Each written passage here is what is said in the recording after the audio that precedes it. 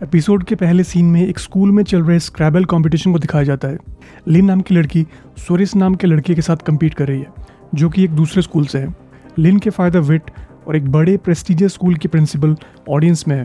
Principal ने विट को promise कर रखा है कि अगर लिन ये मैच जीत गई तो वो उसे अपने स्कूल में एडमिशन करा देगी, वो भी पूरे स्कॉलरशिप के साथ। सोरिस को लास्ट राउंड जीतने में बड़ी परेशानी हो रही है, इसलिए वो जानबूझ के टेबल पे रखे इरेजर को नीचे गिरा देता है। सोरिस का मेंटर वो इरेजर उठा के उसे वापस दे देता है। लिन नोटिस करती है कि उसने नीचे गिरे इरेजर को एक नए इरेजर से बदल दिया था, जिसमें आंसर्स लिखे हुए हैं। वो सोरिस की चीटिंग पकड़ लेती है और जजेस को इस बारे में नहीं बताती। अपनी आखिरी चाल में लिन चीटर वर्ड लिख देती है और मैच जीत जाती है।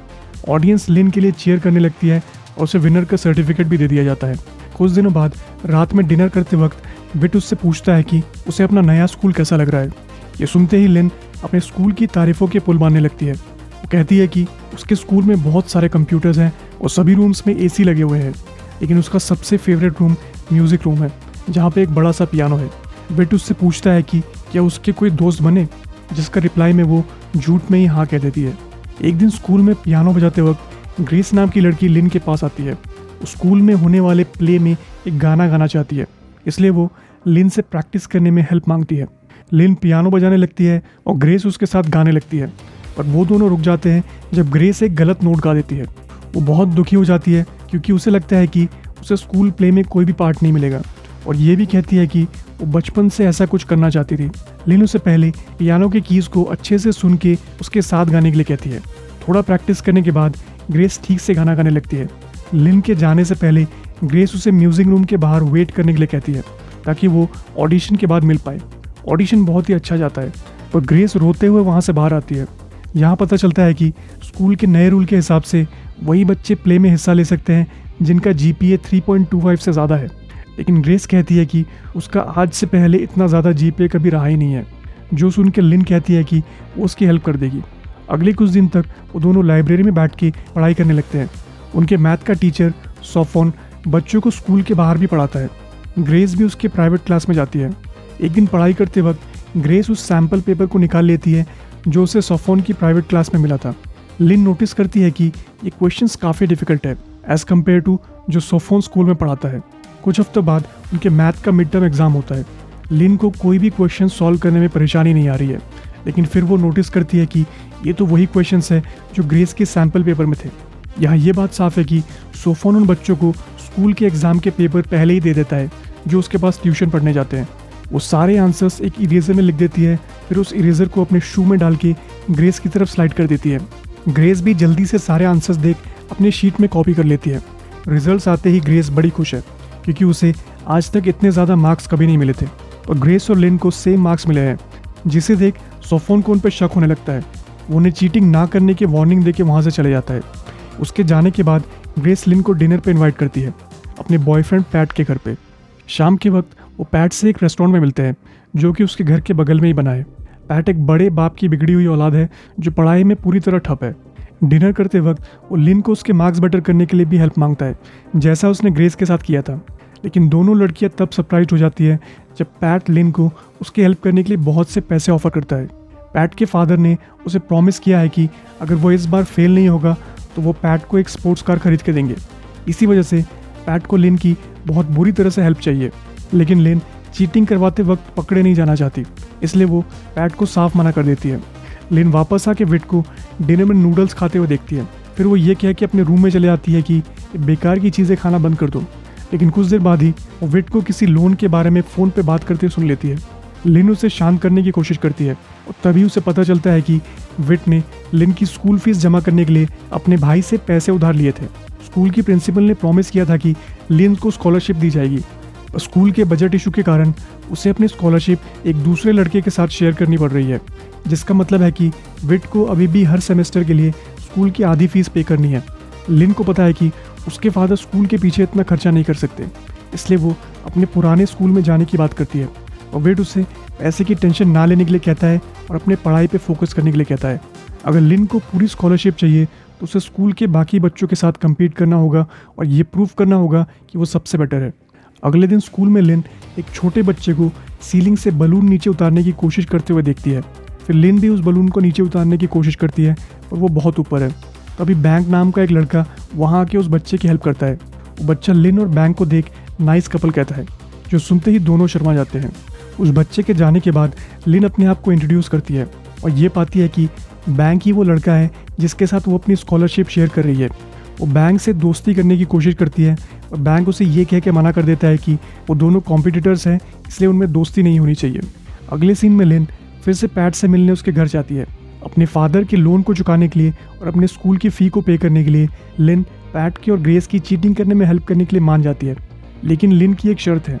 वो कहती है कि वो उन्हें सिर्फ 75% क्वेश्चन के ही आंसर्स बताएगी ताकि टीचर को उस पर शक ना हो। पिट को इस कंडीशन से कोई प्रॉब्लम नहीं है क्योंकि वो तो वैसा भी फेल होता है। अगले सीन में उनके पहले सेमेस्टर का फाइनल एग्जाम का दिन दिखाया जाता है। लिन को पहले तो अपना क्वेश्चन पेपर सॉल्व करना है, फिर ग्रेस और पिट की हेल्प भी करनी है। पहले की तरह लिन इरेजर पे आंसर लिखने लगती है, पर जैसे ही सोफोन उसकी तरफ बढ़ता है वो रुक जाती है। वो लिन पे पूरे एग्जाम में नज़र रखता है और फाइनली ये देख ही लेता है कि वो अपने इरेजर पे कुछ लिख रही है। वो लिन का इरेजर छीन लेता है, लेकिन उसमें जो लिखा है वो देख के सोफोन चौंक जाता है। उसमें लिखा है कि तुम बच्चों को चीटिंग करने में हेल्प कर रहे हो। सोफोन को पता चल जाता है कि लिन को उसका सीक्रेट पता है, इसलिए वो लिन को अपनी टीम में लेने की कोशिश करता है और लिन उसे अपना आंसर शीट देती है और क्लासरूम से बाहर चले जाती है। सोफोन बाकियों को एग्ज़ाम कंप्लीट करने के लिए कहता है, फिर वो लिन के पीछे जाने लगता है। लिन उसकी ये हरकत प्रिंसिपल को बताना चाहती है और सोफोन उसे ऐसा ना करने के लिए कन्विंस करने की कोशिश करता है। वो तो लिन को धमकी भी देता है कि वो प्रिंसिपल को ग्रेस को चीटिंग करवाने के बारे में बता देगा और लिन उसे ये कह के चुप करा देती है कि ग्रेस के अच्छे मार्क्स इसलिए आए थे क्योंकि वो आपके पास ट्यूशन जाती है। जैसे ही लिन वहाँ से जाने लगती है, सोफोन ये नोटिस करता है कि लिन का एक हाथ उसके पॉकेट के अंदर है, इसलिए सोफोन उससे पूछता है कि क्या वो उनकी बात रिकॉर्ड कर रही थी। जब वो अपना फ़ोन बाहर निकालती है, ये पता चलता है कि बाहर आते ही उसने प्रिंसिपल को कॉल कर दिया था और प्रिंसिपल ने उनकी सारी बातें सुन ली है। सोफोन परेशान होकर क्लासरूम की ओर वापस जाने लगता है। उसे समझ नहीं आ रहा कि उसे अब क्या करना चाहिए।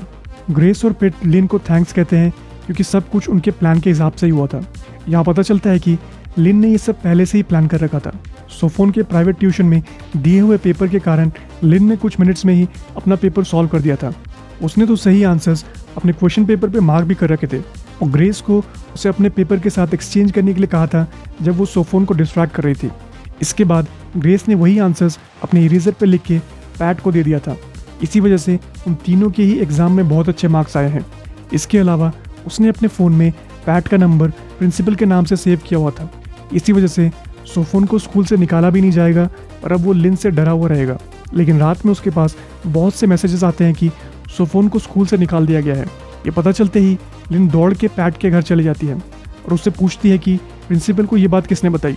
पैट उसे रिप्लाई देता है कि उसने सोफोन के साथ लिन की कन्वर्सेशन को रिकॉर्ड कर लिया था और बाद में उसे प्रिंसिपल को भेज दिया क्योंकि उसे लगता है कि सोफोन फ्यूचर में उनके लिए प्रॉब्लम क्रिएट कर सकता है।